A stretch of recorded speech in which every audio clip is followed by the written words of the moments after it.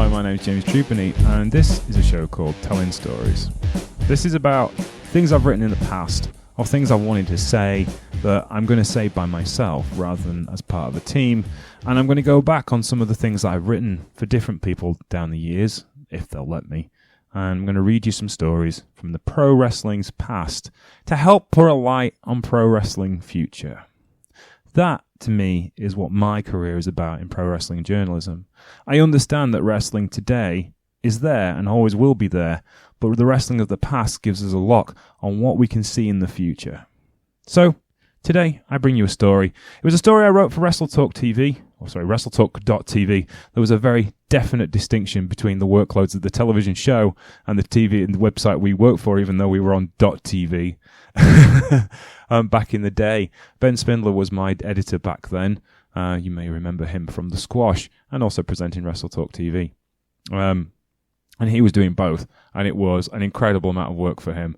You would not believe what he was having to do to get through the TV show and to then get back to editing stuff. So he'd be talking with Alex Shane all day about production ideas and then come home to see me send him another 5,000-word rant about something that happened in the wrestling past. But this piece of work is called The Nearly Men, and it will explain itself as we go along. In the last few weeks, the WWE has made, or is rumoured to be making, signings from 3 of the other big companies on the wrestling planet. Kenta from Noah, Prince Virgil Devitt from New Japan, and Kevin Steen from Ring of Honor. Now, I wish all 3 of them the best, and I have no doubt all 3 of them will make a big impact because they are all big-time players. It hasn't always been a lock that when you're successful in one place, you'll be successful somewhere else.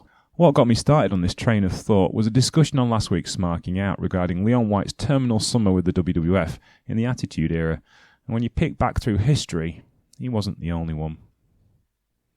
The Briscoe brothers, Jack and Jerry Briscoe, the original Briscoe brothers, were longtime Southern wrestlers who just didn't fit in New York.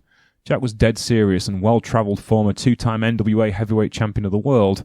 Jerry was a successful singles wrestler, but it was as a heel tag team the pair set Florida, Mid-Atlantic and Georgia alight.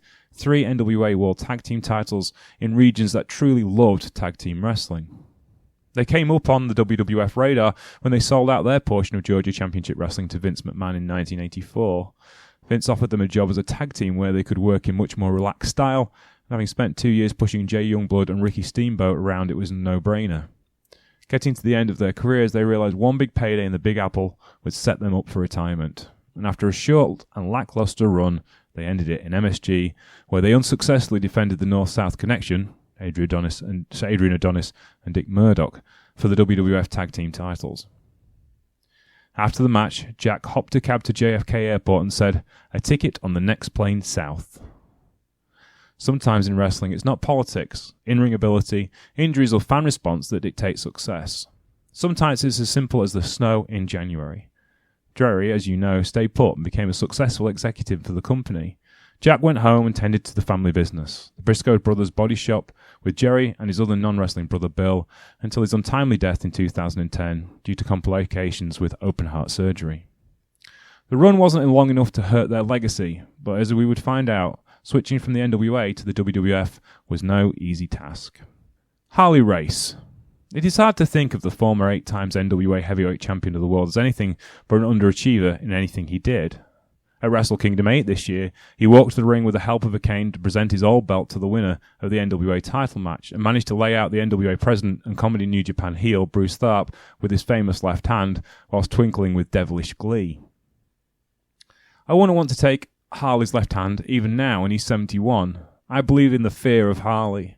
However, it was to be said that his WWF run as King Harley Race was pretty underwhelming.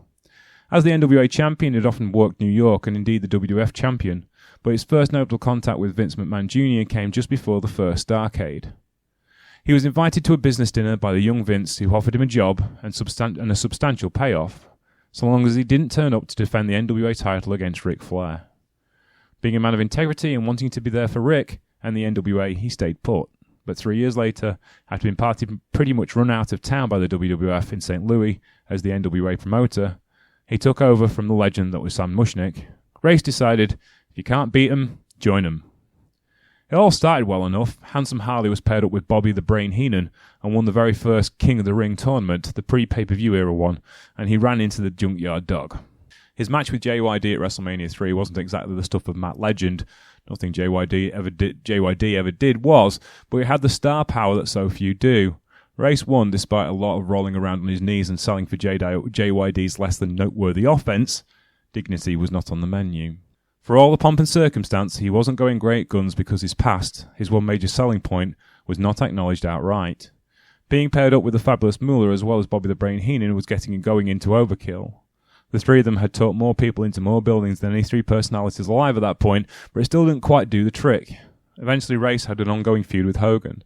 What should have been a long-lasting main event barnstormer as the greatest NWA champion of his generation took on the WWF's young flag bearer, but it came up short when Harley gave Hogan a diving headbutt from the apron through a table.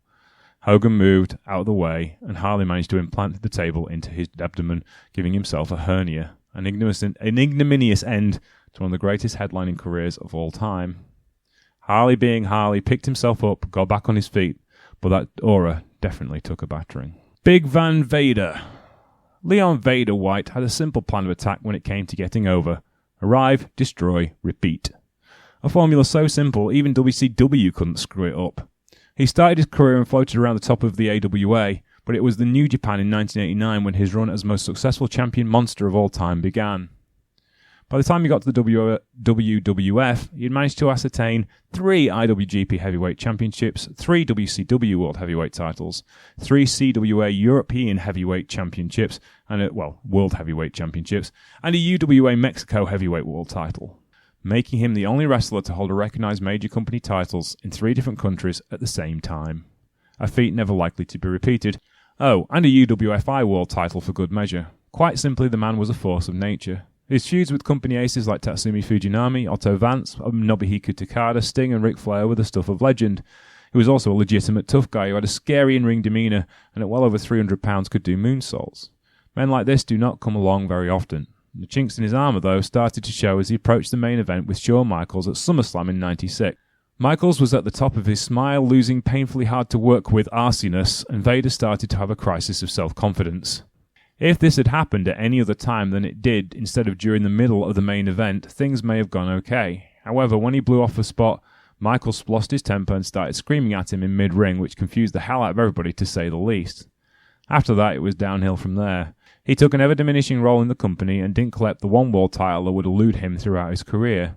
He recovered and found himself in All Japan just as every major star left the company to form Noah, one of the few Gaijins to stay put. It gave him a fresh start, and he would collect 2 Triple Crowns to round off his career as a main eventer.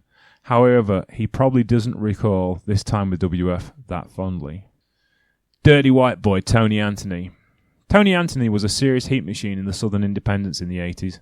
He was a good old boy gimmick which flirted with some pretty serious subjects for the South. He carried a bullwhip to keep his valet, Dirty White Girl, Kim Anthony, in line, and was an obvious foreign object that had racial implications on top of some pretty sexist ones as well.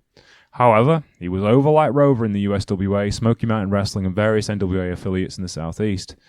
It wasn't really that great surprise when the WWF would come a-calling in 1996. However, when he heard his character, he may have had second thoughts, and that Memphis Payoffs might not have been so bad after all. He was given the gimmick of a wrestling plumber, T.L. Hopper. To be fair to Anthony, he gave it his all and he threw himself into the introductory vignettes. However, he was still a wrestling plumber, and so you can imagine how that went.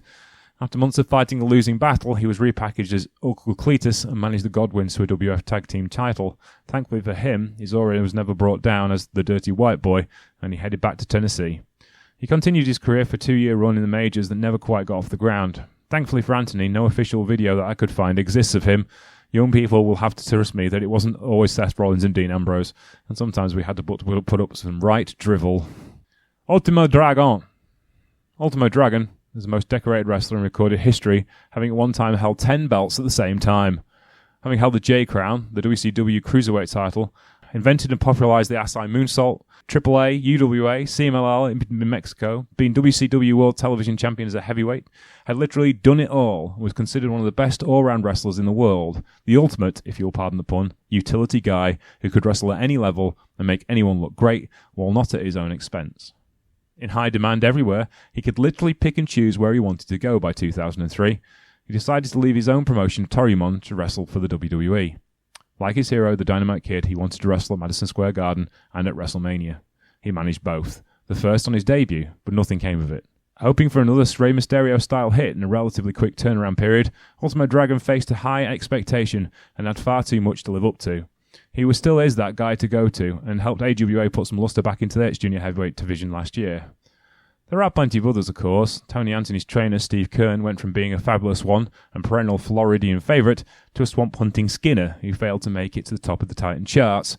Ricky Steamboat's second run in the WWF turned out to be as anticlimactic as his first was dynamic, and one must never forget that reason why you should always say, "Are you sure, Vince?" The Red Rooster, who turned Terry Taylor from a promising young potential headliner to a laughingstock. Here I've merely given you a smattering, but just to say, making superstars ain't easy. Sometimes the cosmic signals just don't align, and sometimes you just get Dean Douglas.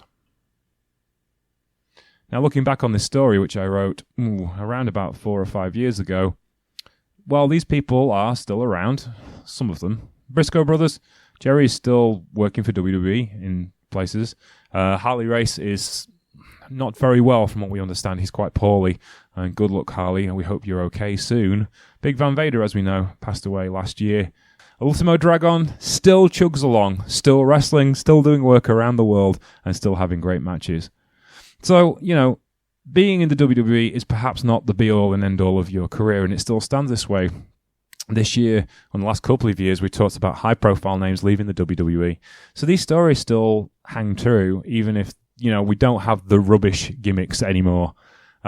People are willing to stand up for themselves and say they're going to do things and not do things. So that's really interesting, and we're starting to see some defiance among WWE wrestlers about what they are and who they're going to be. So these kind of things don't really happen anymore. They're happy. They're not just happy to take a paycheck. They start to care about their work, and that's really important for the future of wrestling. My name's James Truepenny. If you like this story and you'd like to hear more, please let me know. I'm at Sheriff Lone Star. You can find the show, Truepenny Show, on Twitter. That's our regular show. You can find our other show, Freeland's Wrestling Rewind, also at the Truepenny Show, where you can find Mike Freeland at Mike Freeland. Well, I hope you enjoyed it. Let us know what you think of it, and we'll see you soon. Bye!